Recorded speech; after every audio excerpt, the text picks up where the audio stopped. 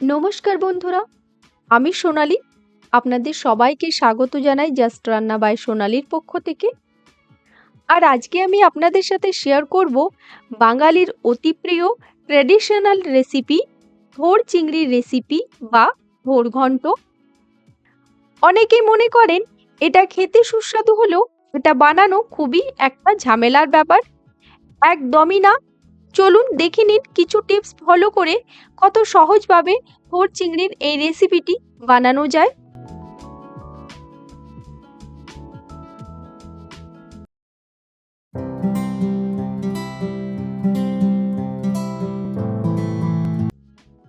এর জন্য আমি নিয়ে নিলাম থোড় বা বানানা স্টেম।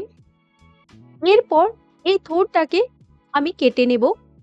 এর জন্য প্রথমে ছুরি দিয়ে এইভাবে এক দিকটা কেটে নিলাম, তারপর অন্য সাইডটাও ঠিক এইভাবে কেটে নিলাম। তারপর হাত দিয়ে এইভাবে টানলেই ওপরের অংশটা ঠিক এইভাবে উঠে আসবে। এইভাবে উপরের অংশটা তুলে নিতে হবে। এই দেখুন, এই রকম বার হবে ওপরের অংশটা। এখানে কিন্তু থোড়টা এখনো বার হয়নি, এর জন্য আরেকবার আমাকে সেম প্রসেসে উপরের অংশটা বার করে নিতে হবে। এই দেখুন, এভাবে কেটে আমি আরেকবার এই অংশটা বের করে দিচ্ছি। কখনো কখনো একটা আবরণ থাকে, আবার কখনো কখনো দুটো আবরণ থাকে। প্রথমে কিন্তু আমিও জানতাম না, তাই আমার মতো যদি আপনারা কেউ জেনে না থাকেন তাদের জন্যই বলছি, এই ভেতরের অংশটাই কিন্তু থোড়, এটাই কিন্তু রান্না করা হবে। আর এই যে থোড় থেকে এগুলো ছাড়িয়ে নিলাম, এইগুলো সব ফেলে দিতে হবে, এইগুলো রান্না করা হয় না। এরপর আপনাদের এই থোড়টাকে কেটে দেখাই। এর জন্য প্রথমেই এই থোড়ের যে স্কিনটা বা খোসাটা আছে সেটাকে ছাড়িয়ে নিতে হবে। এই দেখুন, আমি এখানে খোসাটা ঠিক এইভাবে ছাড়িয়ে নিচ্ছি।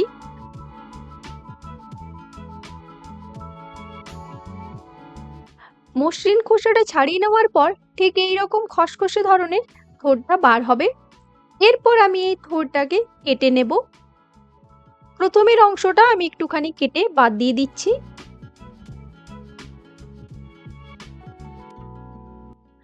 তারপর পাতলা পাতলা করে গোল গোল করে কেটে নিচ্ছি।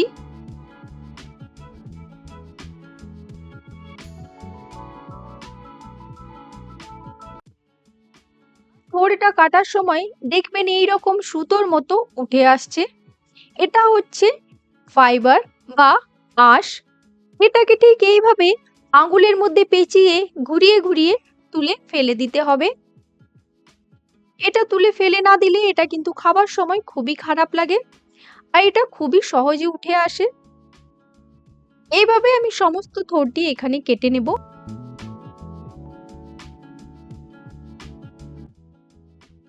আর যেমন যেমন আমার থোড়টা কাটা হবে, এই যে দেখছেন আমি বাউলের মধ্যে জল নিয়েছি, এই জলের মধ্যে থোড়গুলো ডুবিয়ে রেখে দেব।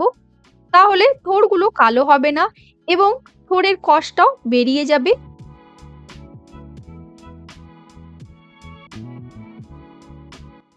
এরপর এই থোড়গুলোকে পাতলা পাতলা করে লম্বা লম্বি ভাবে কেটে নিচ্ছি।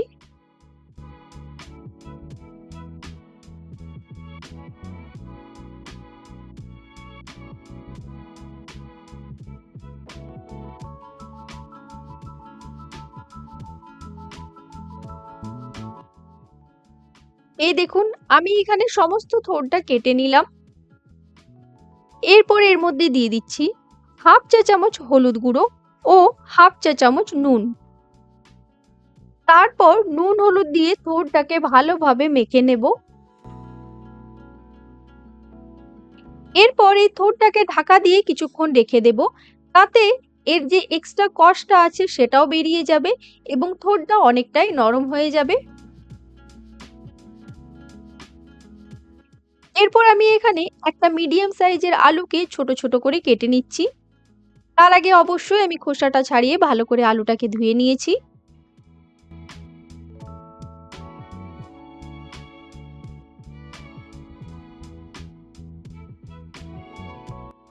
তার সাথে আমি এখানে একটা মিডিয়াম সাইজের পেঁয়াজ নিয়ে নিয়েছি এবং সেটাকেও পাতলা পাতলা করে ছোট ছোট করে কেটে নিচ্ছি।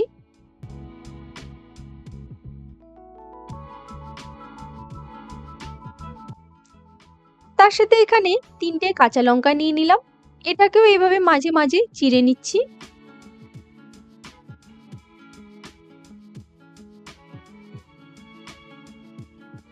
আর দেখুন এখানে আমি নিয়ে নিয়েছি 200 গ্রাম চিংড়ি মাছ।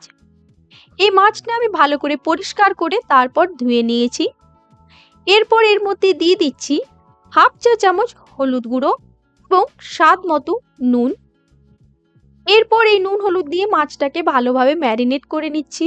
আর এখানে যেহেতু মাছের সাইজটা একটুখানি বড় ছিল, তাই আমি সামনের দিকের মাথার অংশটা এবং পেছনের দিকের অংশটা বাদ দিয়ে দিয়েছি।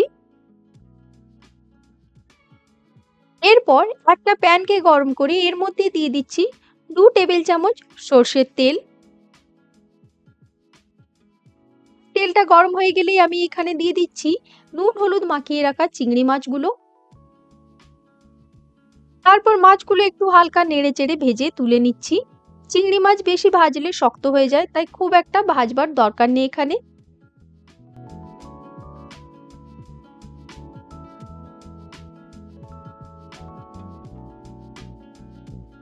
এরপর এই তেলের সাথে আমি আরো 1 টেবিল চামচ মতো তেল অ্যাড করে দিচ্ছি। আর তেলটা গরম হয়ে গেলেই আমি এখানে দিয়ে দিলাম একটা তেজপাতা, হাফ চা চামচ গোটা জিরে, তার সাথে এখানে অ্যাড করে দিলাম কেটে রাখা কাঁচা লঙ্কা এবং পেঁয়াজটা। আর এই পেঁয়াজ আর লঙ্কাটা হালকা একটুখানি ফ্রাই হয়ে গেলেই আমি এখানে আলুটাকেও অ্যাড করে দিচ্ছি।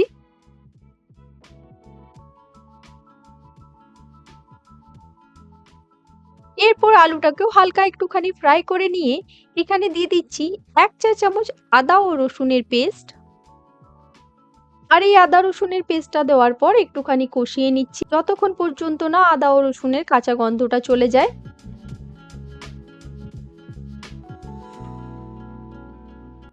ততক্ষণে এইদিকে দেখুন যে থোড়টা আমি নুন হলুদ মাখিয়ে রেখে দিয়েছিলাম, ওইটার মধ্যে একটুখানি জল দিয়ে ভালো করে আবারও ধুয়ে নিচ্ছি যাতে এক্সট্রা কষটা বেরিয়ে যায়।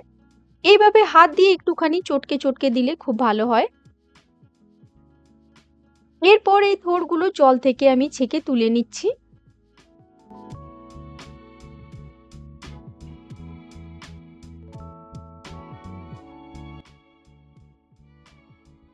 আর এখানে আদা রসুনের কাঁচা গন্ধটা চলে যাওয়ার পর আমি এখানে থোড়টাকে অ্যাড করে দিচ্ছি।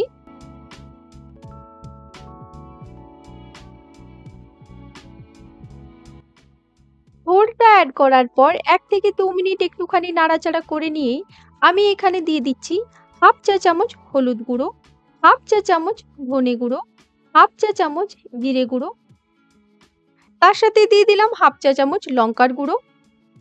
এর সাথে আমি এখানে দিয়ে দিয়েছি স্বাদ মতো নুন। এরপর এই সমস্ত কিছুকে খুব ভালোভাবে কষিয়ে নিচ্ছি। আর এখানে বেশ কিছুক্ষণ কষানোর পর আমি এখানে জল অ্যাড করে দিচ্ছি।